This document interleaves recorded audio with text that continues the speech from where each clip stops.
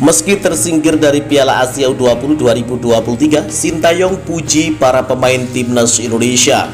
Pelatih Uzbekistan mengakui kesulitan menghadapi Timnas Indonesia.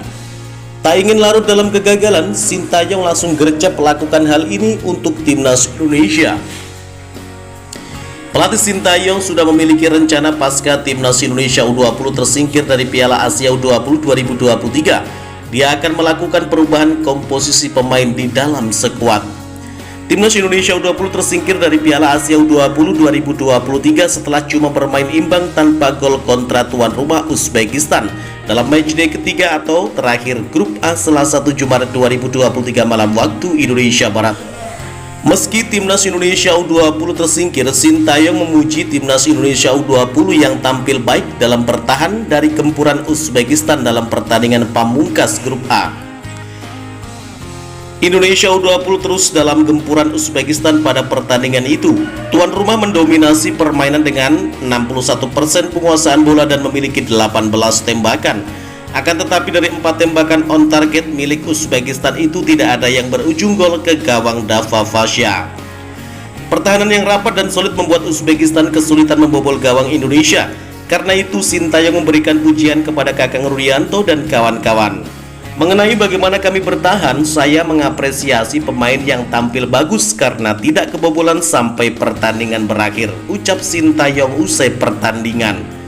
Sintayong mengatakan sebagai sebuah tim Indonesia harus bertahan dan menyerang dengan sama baiknya. Terutama hal tersebut perlu dilakukan bersama-sama seluruh pemain. Jadi para pemain juga layak mendapatkan pujian. Untuk memenangkan pertandingan, seluruh tim harus menjadi satu selama 90 menit, ucap Sintayong. Meski terus diserang Uzbekistan, Indonesia U20 bukan tanpa perlawanan. Garuda Nusantara memiliki beberapa peluang, diantaranya digagalkan kiper Otapek Boymurodov. Bahkan pelatih timnas Uzbekistan U20 Rasan Heidarov mengakui timnya merasa frustasi menghadapi tembok pertahanan timnas Indonesia. Tapi ia mengaku puas dengan hasil yang didapat anak asuhnya. Pertandingan itu sangat penting, poinnya juga sangat penting untuk keluar dari penyisian grup.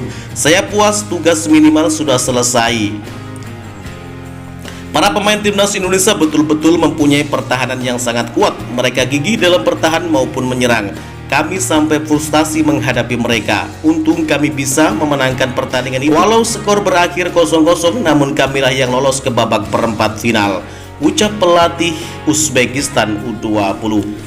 Hasil itu membuat skuad Garuda Nusantara finish di urutan ketiga dengan koleksi 4 poin, setara Irak U20, tetapi tim Merah Putih kalah selisih gol yakni -1 berbanding +1. Irak finish kedua setelah menahan imbang Suriah 1-1 pada matchday ketiga. Irak finish kedua setelah menahan imbang Suriah 1-1 pada matchday ketiga.